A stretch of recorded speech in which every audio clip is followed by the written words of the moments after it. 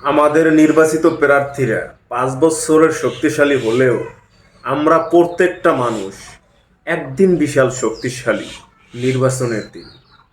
বাংলাদেশ সেনাপ্রধান একটি কথা বলেছিল, আপনারা ভোট দিয়ে দুর্নীতি চাঁদাবাজদের সংসদে পাঠাবেন, পরবর্তীতে নিরাপত্তা চাইবেন আমাদের কাছে। আপনার এলাকায় নির্বাচিত প্রার্থীদের ভিতরে একজন সৎ, যোগ্য, আদর্শবান ব্যক্তিকে খুঁজে বের করুন।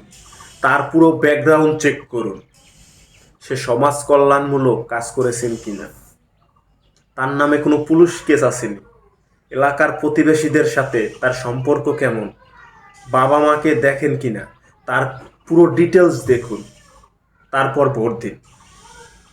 আমরা জনগণ, আমরা ঠিক করব দেশের সরকার কাকে বানাবো।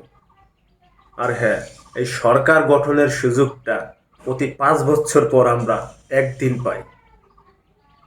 তাই নির্বাচনের দিন ঘরে বসে না থেকে অবশ্যই কেন্দ্রে যাবেন, ভোট দিবেন।